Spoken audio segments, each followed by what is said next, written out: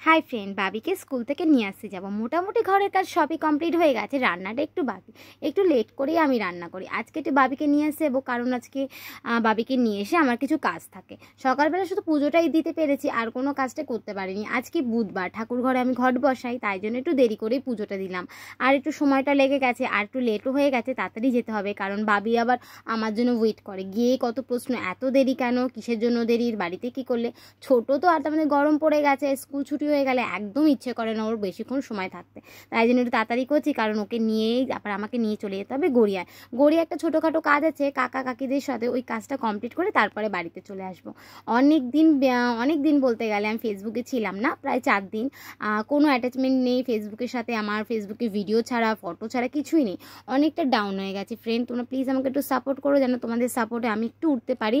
আর খাটতে তো আমাকে হবে, খাটতে ভয় পাই না, খাটতেও ভয় পাই না। ধৈর্যটাও বলতে গেলে আমার আছে।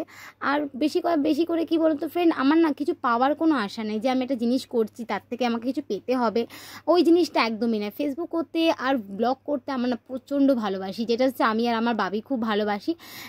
ভালোবাসাটা অনেকটাই যে ভালোবাসা দিয়ে করে যাচ্ছি, বাট সাপোর্ট জিনিসটা আমার একদমই নেই।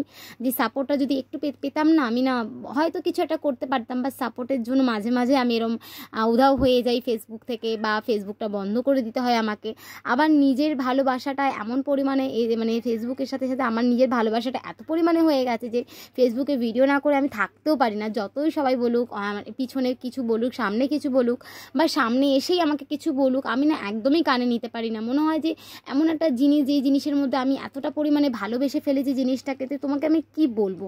মানে ভালোবাসার জিনিসটা এরকমই হোক, যে যা বলুক, মানে ভালো কথা বলুক বা খারাপ কথা বলুক, ভালোবাসার জিনিসটা ভালোবাসার সাথেই থেকে যায়। তাই জন্য আমি এটা বলতে গেলে মন খারাপ হয়েও আমি ফোনটাকে 4 দিন অফ করে রেখেছিলাম। তারপর ভাবলাম না, ভালোবাসার জিনিসের সাথে একদমই মন খারাপ করা যায় না।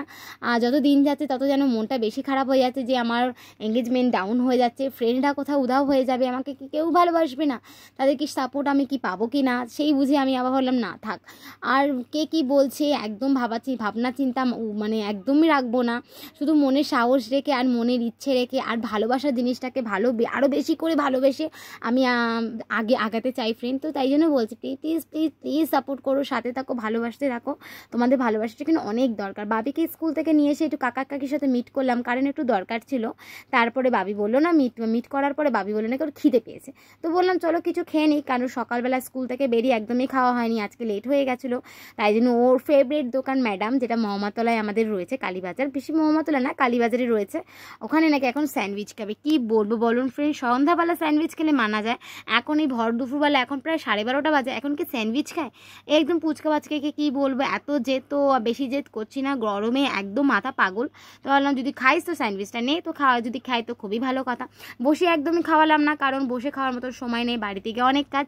ছোটোখাটো ব্লগ যদি ভালো লাগে প্লিজ প্লিজ প্লিজ, ভালো লাগলে লাইক শেয়ার কমেন্ট করো। অনেক অনেক ভালোবাসা ফ্রেন্ড, প্লিজ।